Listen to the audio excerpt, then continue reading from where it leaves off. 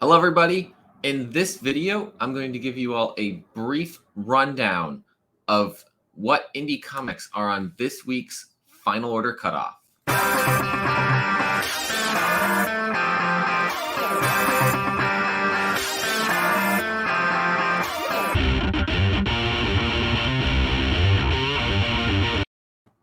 All right, welcome back, and we're just going to hop on into it. Got a couple of returning books I just want to highlight, and then I've got some new books, and I'm going to give you my top picks of the new books of what we got coming in here. So, from Vault Comics, we got Last Book You'll Ever Read, issue number 7 from Colin Bunn and Layla Leese. This has been an extraordinary series. It's getting creepier and weirder issue by issue, so I can't wait to see how it continues. I don't know if it's stopping at issue 8 or not. I know that was the last one I had seen at one point, but it seems like we could be getting to a peak of the story here, but I'm really enjoying this world that they have built.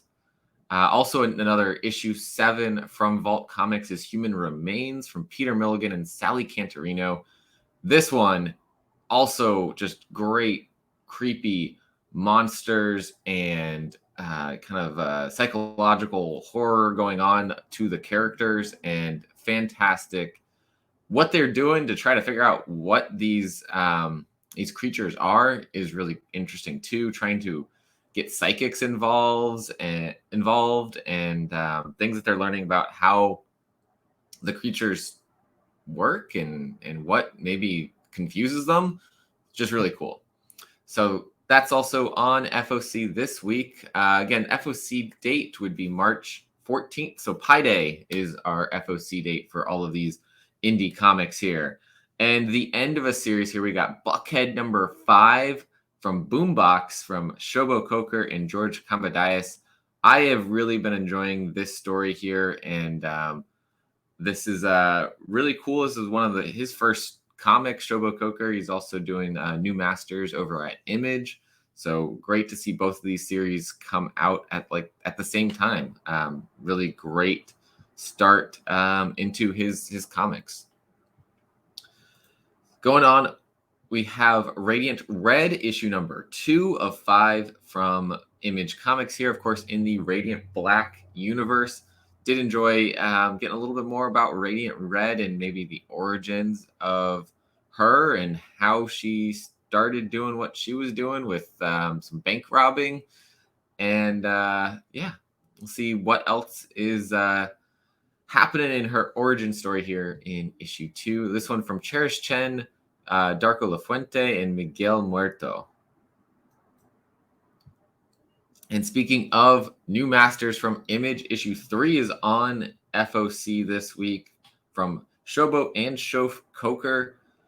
Like I said, great writing coming from Shobo Coker, and this one is building such a cool sci-fi Afro-futuristic world, and some interesting things going on with these characters in this story. Continuing with Image, we got Little Monsters number 2 from Jeff Lemire and Dustin Nguyen. I absolutely loved the first issue of this, and essentially we got these kid vampires who think they're the only ones on the world, and maybe you're finding out that they're not the only ones, that they're not alone. They say they're waiting for someone. I'm assuming their master, they're the vampire that created them, but it's exciting so far. I love that this doesn't say that this is a limited series, so hopefully it does go as a ongoing series. I would really enjoy getting to read this one for a while. So Little Monsters number 2 on FOC this week. And Firepower is back with issue number 19 from Robert Kirkman, Chris Samney, and Matthew Wilson. New story arc and introducing Master Shun. Yeah.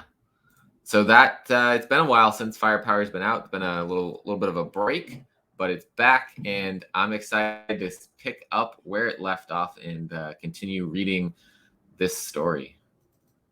Moving on over, we got another Vault book here. We Ride Titans issue number 3 is on the Final Order Cutoff by Trey Dean and Sebastian Perez. Sebastian also is going to have another book. It's going to be my top pick this week for our Final Order Cutoff. So be on the lookout for his art. It is phenomenal, and I think it's something you guys want to keep an eye on as he continues to be put on more and more books. Great art from Sebastian Perez, and we'll see some more of that a little bit later. But issue number 3, Rewrite Titans. This series, of course, looking at Titan fighting monsters, but the original writer kind of, it was a little much, and he went on, needed to take a break and maybe go to rehab, fighting monsters drunk. So his sister comes in to fill in for him, and there's some family drama. And this issue we get waffles. We got some waffles going on. Moving on over, we got from Behemoth Comics Quad issue number 4 from Eduardo Ferragato doing the story and the art on this one. I believe it was a different creator on some of the other issues. So this is following another person in this world of Quad. Captain Lucas and his first mate Daniel, a crew of one of the explorer fleets of the Daedalus space colony, returning from a mission to capture a colonial SOS alert. Coming from an uncharted sector of space, they end up stranded on a dangerous and mysterious planet where they'll be challenged by things they never knew existed. So I like that this is the world that's interconnected, but different stories going on in it. And then coming into then our number 1 issues this week, we have over here from the Black Caravan imprint of Scout Comics, Vanity number 1 from Yuri Kirnev, Natalia Sarevnikova, and Joseph Schmalke doing the cover here. Every great legend has a beginning, and horror stories are no different. However, our tale, as it is based on a true story, begins at the very end. Legendary Blood Countess Elizabeth Bathory is dead, and grave diggers are assigned to relocate her corpse, but who was she really? Was she a monster or a victim? Here we witness Elizabeth's birth and childhood and see the earliest moments of her life through her eyes. This includes her first encounter with death and blood that awakens the beasts that lurk in her innocent yet twisted mind. With introduction by Vampire the Masquerade's Mark Rainhagen. This seems pretty cool. I love this cover by Joseph Schmalke here. And it's a new little vampire horror story coming out here. Moving on over, we got from Aftershock Comics, The Ocean Will Take Us, number 1 from Rich Dueck and Carlos Olivares. Something's lurking in the waters of Almanzar Bay, and when Casey March tries out for the swim team, he learns firsthand that messing with the social order of his new high school can have dangerous and even deadly consequences. So seems like a pretty interesting story they got coming here from Aftershock. We got a couple previews pages, so you can take a look at the interior art. Seems pretty cool. Something lurking in the water here. So maybe getting a bit of seems like a bit of a happy story, but maybe a little bit of a horror story in there as well. So that's coming from Aftershock Comics on FOC this week. Moving over, we got from Boom Studios, we've got Alice Ever After from Dan Panosian, Giorgio Spalletta, and then Dan Panosian doing the cover as well here.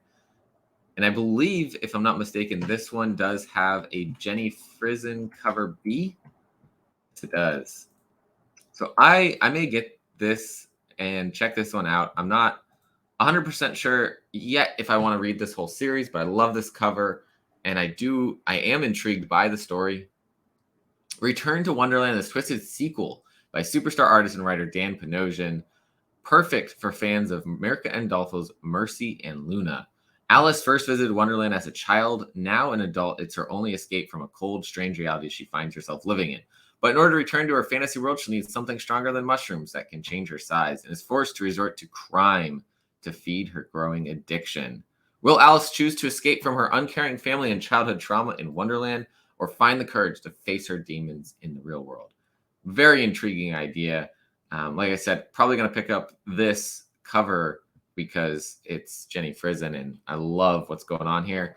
And then from there, see about the rest of the series.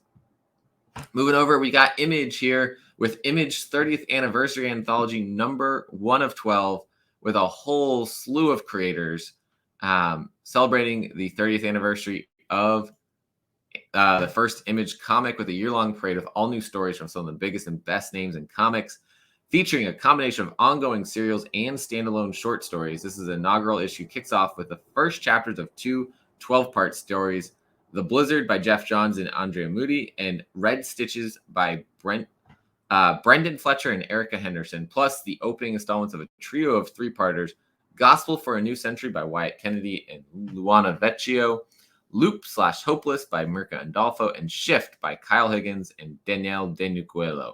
Plus, a first look at Declan Shalvey's upcoming Old Dog series and original ongoing comic strip by Scotty Young. Like I said, star-packed issue here, lots of great creators. And I'm going to be reading this whole series, checking out these stories, especially these 12-parters. And yeah, I love that Radiant Black is on the cover A here. Super cool. Moving on over from AWA Upshot, we've got The Joneses, issue 1 of 5 from Michael Morecki, Alessandro Vitti, and Ive Forcina. John Gallagher doing the cover here. Spinning out of the pages of The Resistance, the Joneses focus on a suburban family with a big secret. In the global pandemic known as the Great Death, mother, father, sister, and brother were all transformed into something superhuman. While the world embraces fascism born of fear, the Joneses realize they face grave consequences if they are exposed as reborns. Do they keep a low profile and hide in plain sight, or use their powers for good and risk exposure? I feel like it has a little bit of a Fantastic Four vibe kind of thing, but, you know, all family here. And seems like an intriguing idea. I've never read the actual Resistance series, but I've read a lot of the other stories in the world, and they're all great. So I'm excited to check this one out. Of course, this is a number 6, but it's also a number 1 in other ways because it is the first issue of the second volume of Nottingham, and Nottingham's back from David Hazan and Jane Connery Volk. Yeah, I'm excited to see the return of this awesome series of our sheriff facing off against the Hood and his army. So we are going to see some more action in this and some crazy stuff going on. Very excited to see this return. And this one is from Mad Cave Studios here. Like it says number 6 of 5, but really it's 6 of 10, or 1 of 5 of volume 2. And finally, my pick here of things to be looking out for. Like I said, I had another book that had Sebastian Perez's art. And that is Dark Beach, issue number 1. Earth has been drifting away from the sun for 300 years, but that doesn't stop Gordo, a crime scene photographer living inside the dome-protected city of New Reykjavik, from dreaming about its warm glow. Is the sun as dangerous as the NRCE led everyone to believe, or will a murder rife with old sun mystery throw Gordo down a rabbit hole to find the truth? So we got a little bit of a mystery going on in a sci-fi kind of environment. Here's some of that art I was talking about. I'm very excited for this one. That's why I'm saying my top pick here.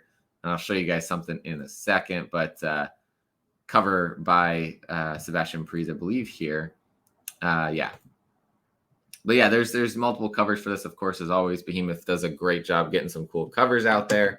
And Michael Ruiz Unger, the writer for this one, sent me something cool in the mail because he knew I was going to be reading it, and because I read a lot of Behemoth books. So I have a little patch for Dark Beach and a pin. So that's super cool. I'm excited to check out this series. I think everyone should check this one out for both the story and the artwork. Like I said, Sebastian Perez is popping up on a lot of books recently for me. Black Beacon from Heavy Metal. He did this like kind of small indie book with a creator I met at Baltimore Comic Con. I feel like I saw him one other place besides the Vault book, We Ride Titans. So his name's popping up a lot now for me in books that I'm reading, and so I'm really happy about that. So those are my quick little FOC rundown here. I don't want to make this super long. We're at 15 minutes now. So go ahead and check those books out. Let your retailer know by Pi Day if you want these books. These are all through Diamond. So all of that will be due on Monday for ordering. So thanks, guys, for watching. As always, collect what you love, and I'll see you guys next time.